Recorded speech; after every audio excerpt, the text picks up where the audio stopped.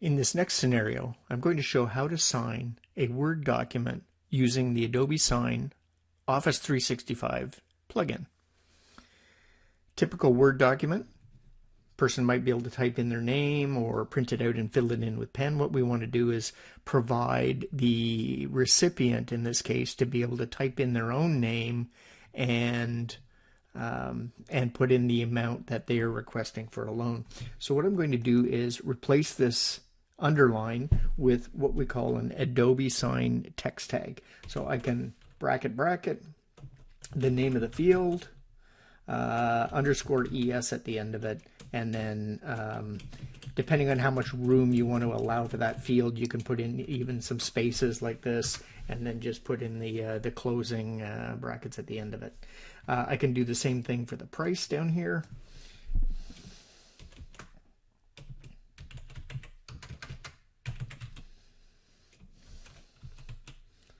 And we will close off the brackets on that one and put a space at that.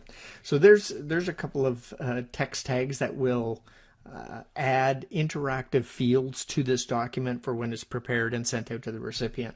Another way to add tags easily is to use what we call Microsoft Office Quick Parts. Now, I've actually prepared some of my favorite signing blocks and stuff like that that I need to add into my documents. So in this case, I could go click in where I want to add my text tag, click on Insert, and then from the Insert ribbon in Microsoft Word, they have a feature called Quick Parts, and I can come down here and select Building Blocks Organizer. I can sort them, and I've got a category called Adobe Sign, and if I need to add my Sign 1 signature block, I can select that and click on Insert, and it will add the tag that I need for that particular block, all of the tags I need for that block. I'll come over here and add in my secondary one as well. So we'll go to Quick Parts, Building Blocks. I have assigned 2, and you'll notice that the difference is that it's been automatically allocated. The first one is allocated to signer 1 and the other one is allocated to signer 2 in this case. So when I do go and fill in multiple email addresses, it'll know which one should be signing each block. All right, so that's my document is prepared, typical Word document with my text tags added in. Now to send it and have the signing ceremony initiated, what I'm just going to do is go back to the home icon on the menu so that I go and see on the ribbon I've got the Office 365 plugin information and the Adobe Sign plugin information over on the right hand side. And what I'll just do here is click on Send for Signatures. Now, if this is my first time in for the day, it may require me to log into my Microsoft account as well. I'll click on Get Started, and you'll notice that mine is now logging in. It's trying to log into Microsoft. I've got it set up to remember me, so it'll automatically log in. Now it comes up with the Adobe Sign for Word panel down the right hand side, and here I just need to go in and type in the recipient's email address. In this case, let's go to Jane.Smith again, and there we go. And if I wanted to preview this before sending, I can, but I think in this case I'm pretty confident where we're sending where we've got our fields automatically set up. So I'm just going to click on Send, and that document will be, the signing ceremony will be initiated, and that document will be sent out to Jane Smith. All right. Your agreement has been sent for signature.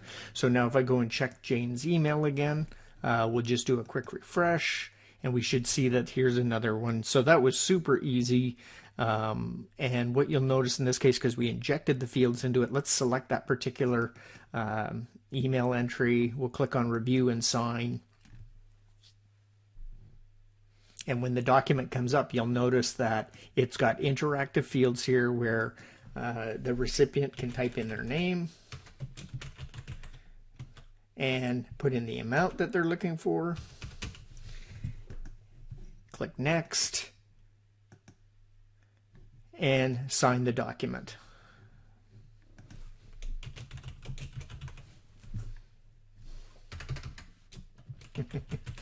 And apply and then sign down here. Notice how when we prepared the document, we actually added 2 sign blocks, but because when we sent the document out, we only used 1 email address, the second sign block is being ignored. So let's click to sign, and that document has been signed. Super easy. The Office 365 add-in is for Adobe Sign is really easy to use and makes really quick work of getting your document signed. To finish off today, let's go back over to our Adobe Sign dashboard. So I'm just going to go to my bookmarks, go back to Adobe Sign.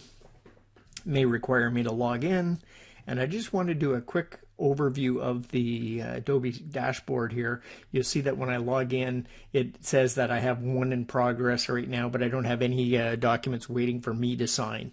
But I can also go to the Manage menu, and we can see all of the documents that I've sent out for signature, how many have been returned, how many are out for signature, and how many have been actually completed. So here I can go in and you can see signed Jane Smith, and we've got the loan agreement. This is the one that was actually just signed moments ago. You can see it's got today's date on it, and it's ready to go.